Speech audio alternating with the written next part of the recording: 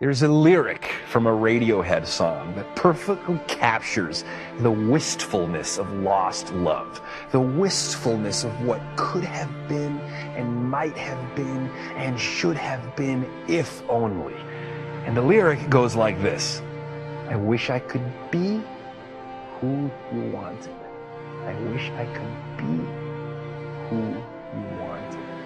And it so perfectly captures that bittersweetness, that aching sadness, that anguish of longing for what might have been if you or I could have been what we hoped each other would be for one another, right? Romantic love is a projection, right? It's an investment. It's an act of faith. It's a leap of faith. It's an overinflation of the other person. It's raising a person up into a pedestal. It's turning a human being into a god or a goddess. And it's hoping that by consummating with perfection itself, we will be raised above our animal condition and made to be as gods outside of time, temporarily stepping off that people mover that's carrying everyone else toward death, right? To fall in love is to enter the forever box with somebody else. It's to live inside of a pop song. It's to stare at somebody's eyes and feel so reassured that you want to cry, right? It's the crescendo in your favorite song. It's that sweeping, swelling moment where the strings, your heartstrings, are pulled by the melody and you're carried somewhere else, when you exceed yourself, when you tear up, when you well up, when you're crying because it feels so good to have found something in which your desires have been abolished by the plenitude of their satisfaction. It's like, holy shit, it doesn't get better than this. And you enter that halo, you enter that holy space, that sacred holy ground with someone. It's an intersubjective life world, right?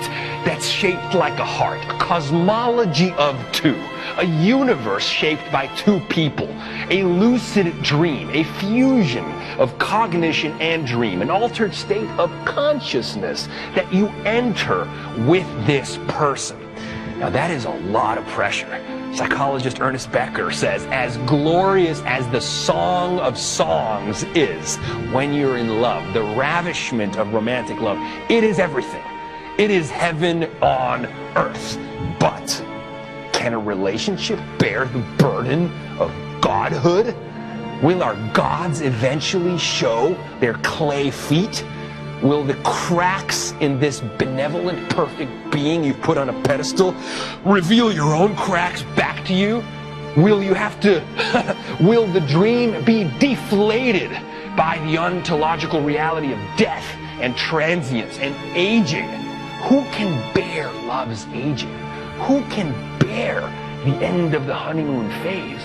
It's a fundamental problem with our wiring. It's called hedonic adaptation. We can't produce enough dopamine to stay in that halo forever. We will crash. We are bliss junkies. We are hooked on that state.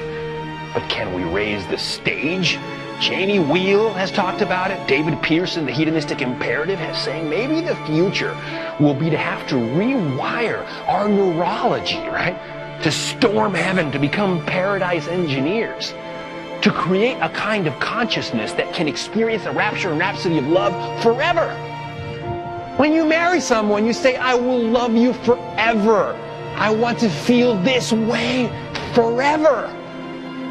Miguel de Unamuno wrote, in A Tragic Sense of Life, eternity, eternity, nothing is real that is not forever. So what do we do?